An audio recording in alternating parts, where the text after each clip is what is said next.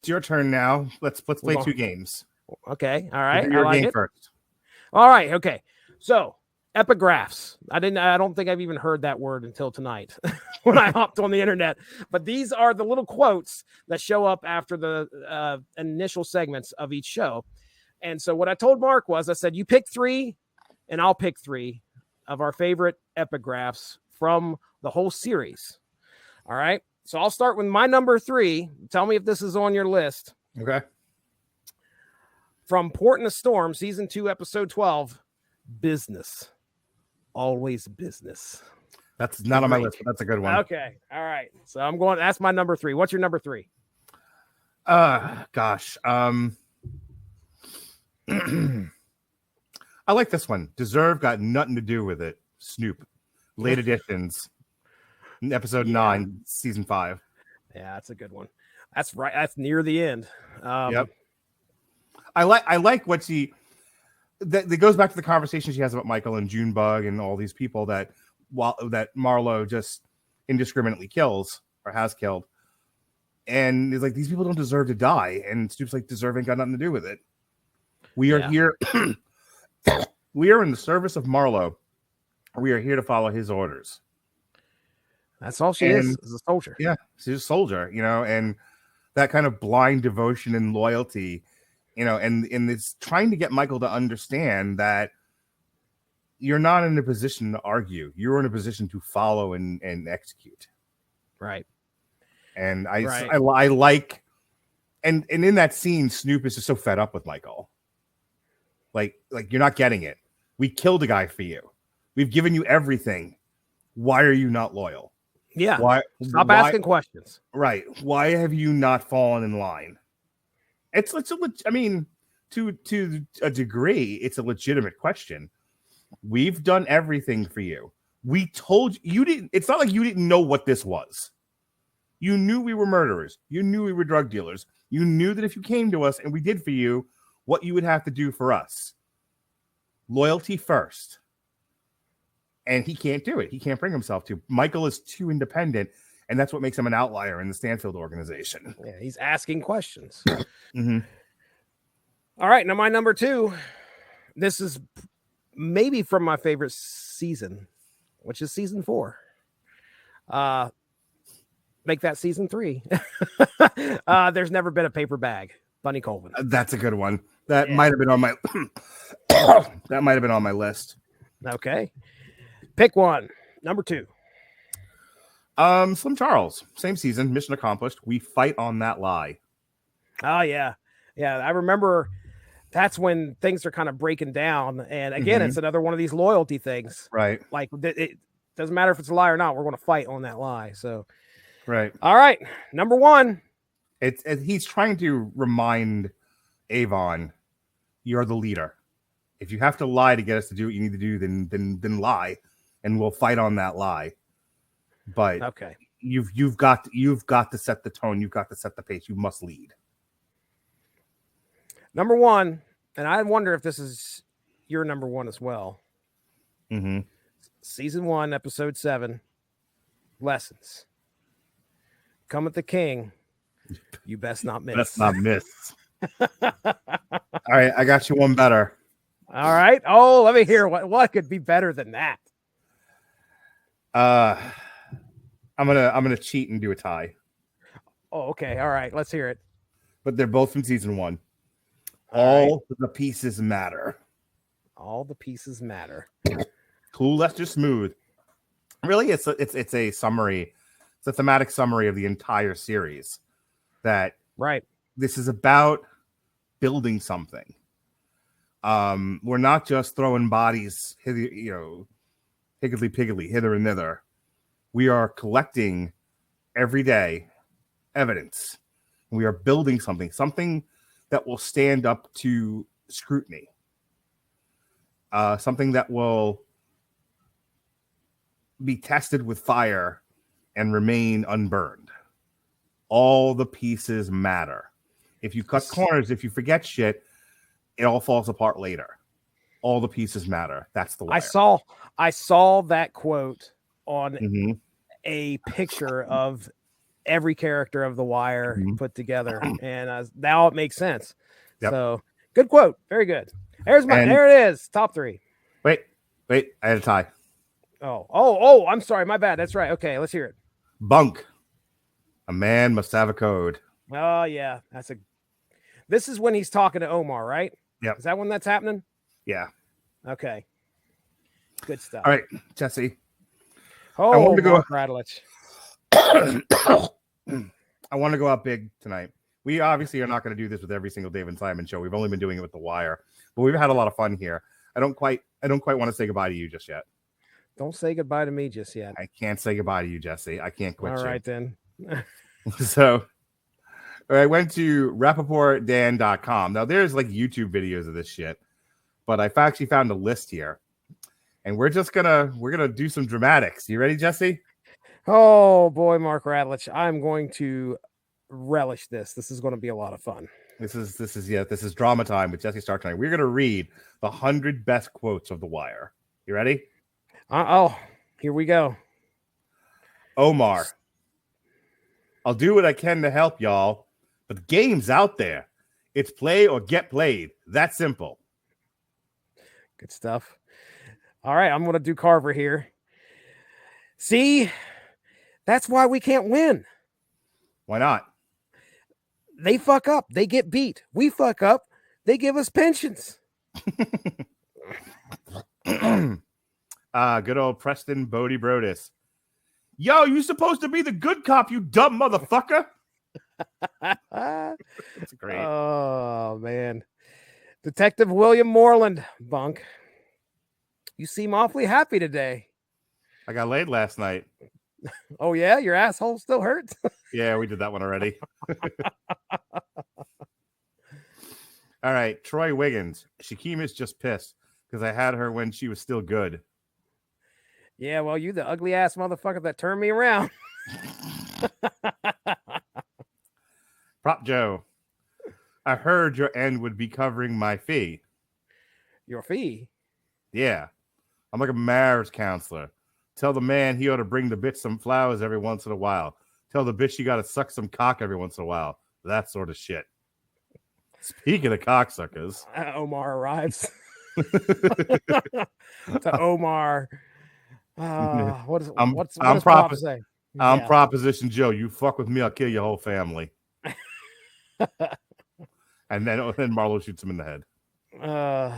Ain't none of this Detective Freeman, Lester.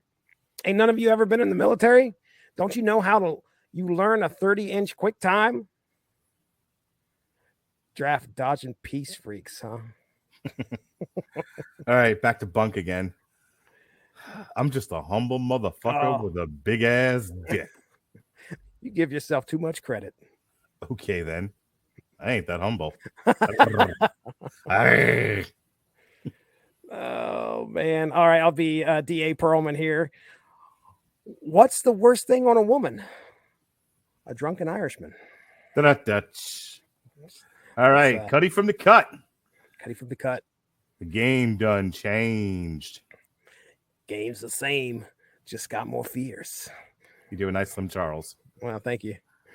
Oh, Avon pleading with Stringer to listen to reason.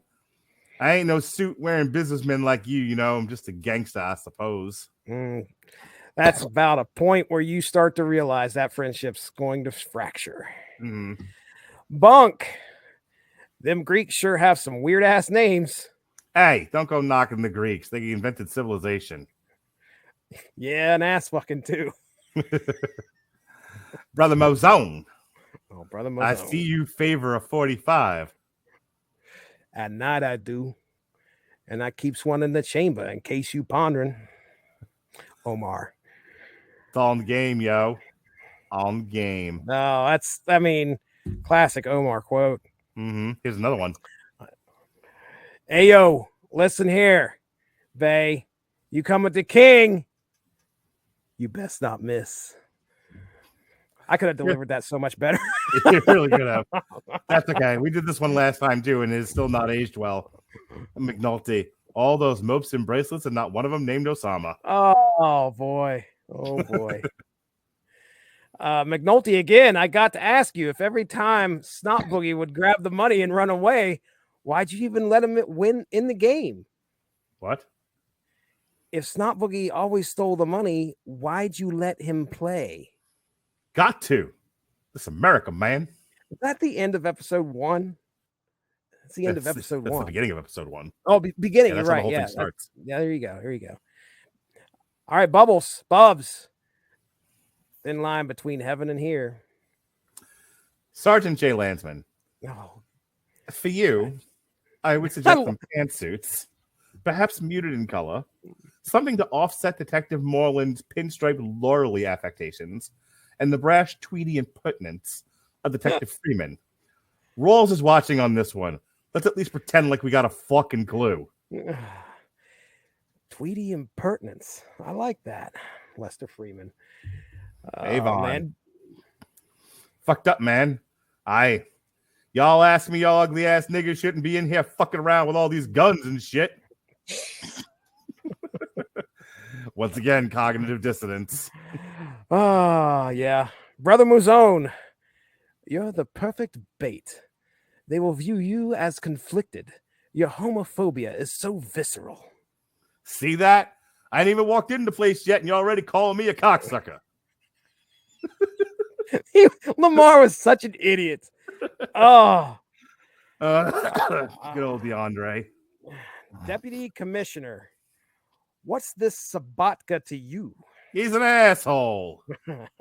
Valchek. We didn't even talk about Valchek. Didn't he become commissioner at the end of this? After 87 people lost their fucking job, he finally is the last man standing. Gosh. It's fucking brilliant. Lester Freeman. A life. Jimmy, you know what that is? It's the shit that happens while you're waiting for moments that never come. That is a brilliant line, by the way. It is. All right. We'll call you Boris. Boris. Always Boris. Bunk. Happy now, bitch. There it is. All right. We're doing this one together. Ready? 3, 2, 1. Shit.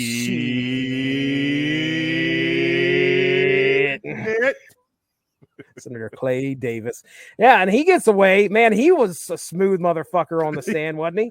God. State's attorney turned him into Martin Luther King. Go fuck yourself. Oh, that's great. The look on Lester's face. Oh, it's so good. All right. Let's see. Detective Jimmy McNulty. What the fuck did I do? Jesse, don't get captured. Don't get captured. All right. Now, here's where I might have to disconnect for a couple seconds because I've got to try and figure out how to get to the next fucking screen. By the way, I am reading this. All the links are in Hebrew. I can read English, which is here, but everything else is in Hebrew for some reason. All right. So here's the thing. I went to the next page, but I don't see any more quotes. So I think we're done here. Oh, all right then. Well, that's maybe if you count all of those up, that's 100 quotes together. I doubt it, but hey, we'll just go ahead. We're going to go ahead and do this. We've ran it into the ground. I knew that at least 30 was going to be pushing it. 100 was going to be something else. This would have sent this podcast into the stratosphere. We've been here for another 30 minutes, so I'm good. All right, Jesse, let's first talk your thoughts on season 5 in total, and then in the series in total, and we'll get out of here.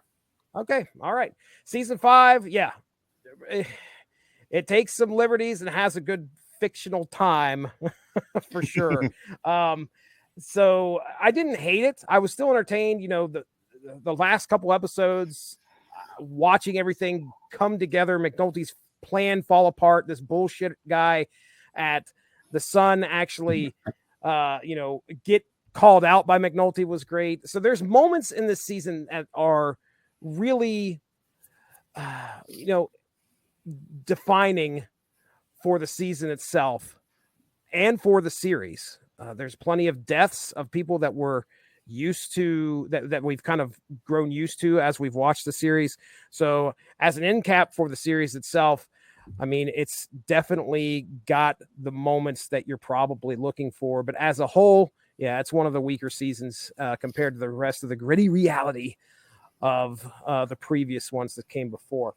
Yeah. Now, as the series as a whole, I mean, my goodness, Mark Radulich, I've heard you talk so much about this series. I've heard others talk about how great this series is. Have I talked about it a lot? No, not at all. It definitely lived up to the hype. I will not say that this fell short in any way, because I did enjoy what I was seeing. There was a lot of thought put into what we were getting on the screen to represent what was actually happening in the real world in most parts. And to watch this police work get done in the stories for each of these people, that everything mattered. All these people had a part in this story. One might say all the pieces matter. That's what I was going for. Thank you very much. Yeah, I mean, I had a good time. This is definitely up there. I'm glad we got to cover it, and I'm glad we actually I got to talk your baby with you, and I'm so happy and so glad we got to do that. So, Jesse, there are many connections between people. Some might focus just on the sexual, but in the absence of the sexual, there are all these other connections you can focus on, and this, I feel, has strengthened our connection. I'll agree. I'll drink to that. Perfect. No, but seriously, I love this show. I am such a television snob. People ask me, like, do you watch this? Do you watch this? I will straight up tell people, what you watch is trash. Watch better. This is the best thing you can watch. In the history of modern television, in my opinion, having not watched The Sopranos, this is the best show you can sit down and watch. It is brilliant, resonant.